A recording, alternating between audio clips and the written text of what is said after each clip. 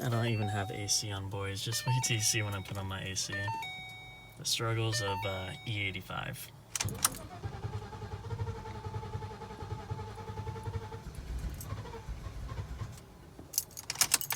Alright, I heard that like 10th time is the charm. Come on, Miley. Just fire up for me once. This is literally what I have to do on a daily with her. Just not wanting to fire up.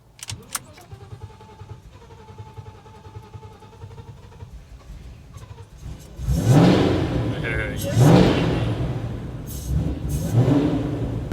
go. Reasons why I hate my 1,000 horsepower Shelby GT500. This is gonna be a fun video.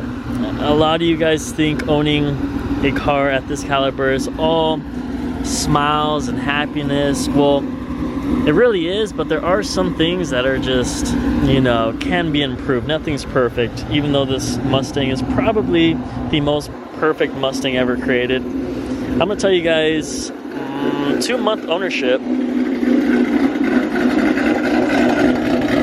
Hold on.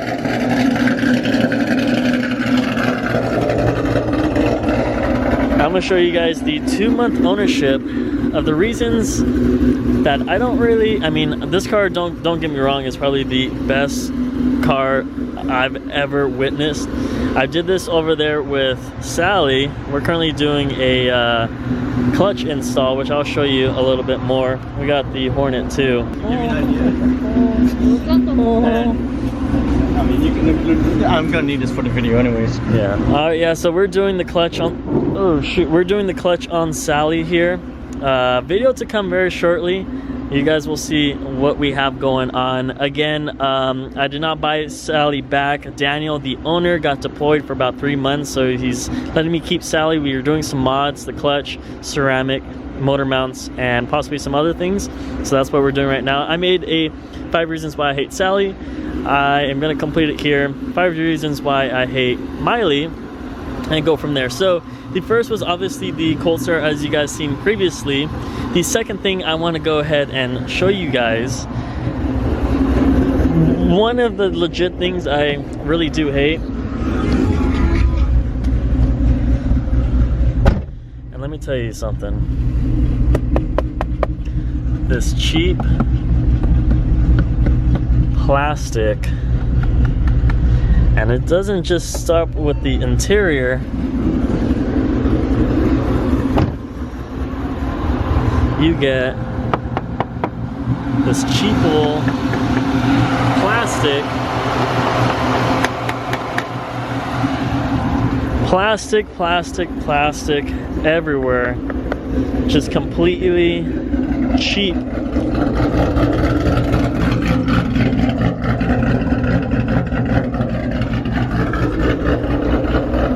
That's one of the things I really hate. And with the S197s, she's so bad. With the S197, goes from 2005 to 2014 Mustangs, and honestly, the 05 to 09 Mustang interior is just so much better. It's still plastic, but it has more of a retro style. And you guys know how much I love the 05 to 09 S197 interior over the 2010 to 2014. So that's one thing that I do wish improved on Miley, is her poor interior. The S550 interiors, yes, they have increased on that. So the Mustang interior is not that bad. The S197s probably had it the worst. Actually, the 2 valves probably had it the worst. And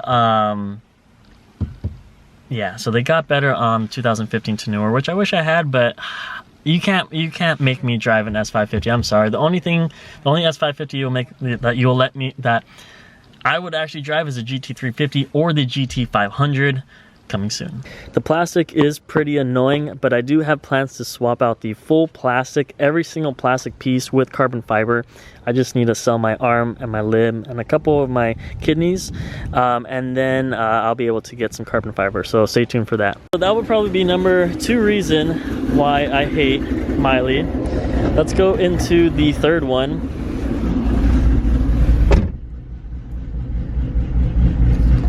8.1 miles per gallon, which is actually a high. I went to Disneyland, which is a 2.5 hour drive, no, actually 2 hour drive, and this is all highway, so I get about 8 to 10 on the highway and 5 in the city. So if I were to reset it right now, it'll be about 5 because I'll just be doing city driving. So that's the next thing, is it's a gas guzzler. It just loves to eat gas.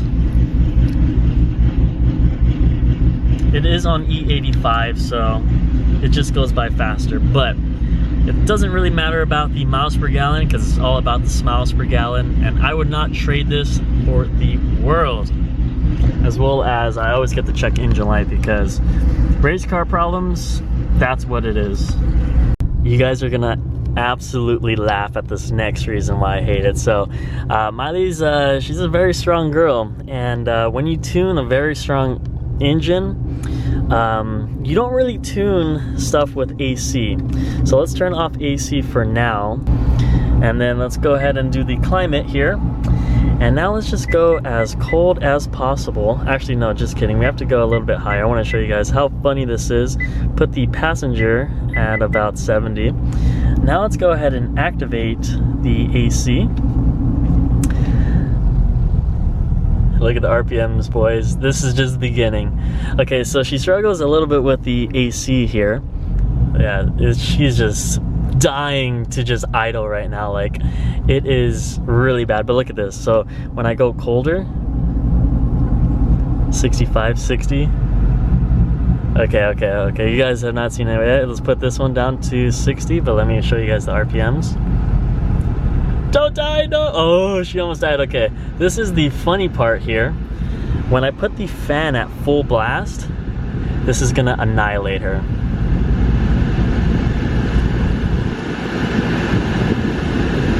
Hold on, it's not full blast yet. It takes a while for her to die though. It's a slow death. So it's on full blast, the coldest it could be. It's gonna die eventually. A few moments later. She's struggling. No! Oh, there she goes. Hold on. No, she's almost there. She's dying. There she goes. Every single time she goes on full blast AC, it takes about 45 seconds to a minute, but she eventually dies. So that's another reason why I hate it. Summer's coming up in San Diego where I cannot put full blast because it will stall. I could get it tuned. I could also get the cold start tuned, and I could also get the miles per gallon tuned, but I wouldn't have 1,000 horsepower. And to be honest, I'm gonna take that risk. I'm gonna take that chance every single time. I just think it's funny. I love the cold start. It sounds like I have a huge cam, so I'm not going to tune it.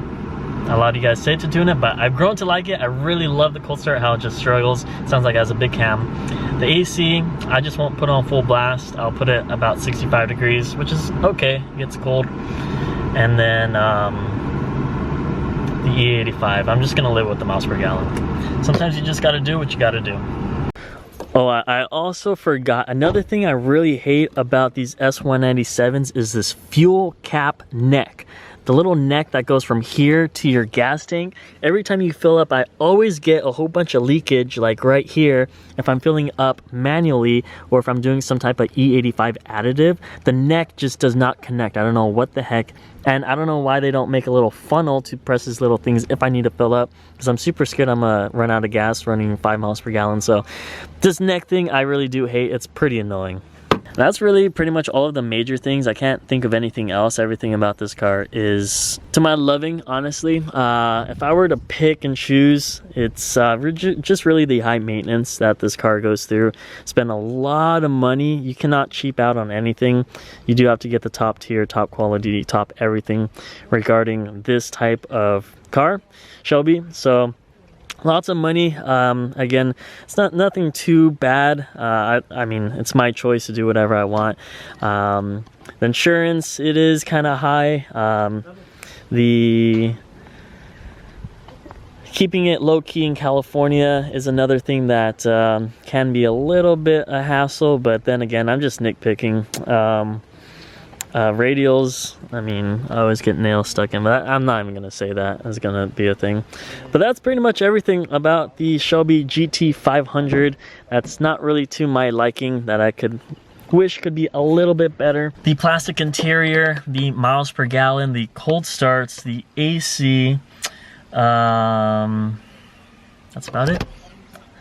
That is about it. So if you guys enjoyed the video, make sure you slam the like button. Stay tuned for more. Wide body is going down. Sally's going down. We just have so much content going. So make sure you subscribe if you have not already. Make sure you slam the good old like button. I'll see you guys on the next one. Thank you guys so much for your support and everything you do. I'm signing off. Peace out, dudes.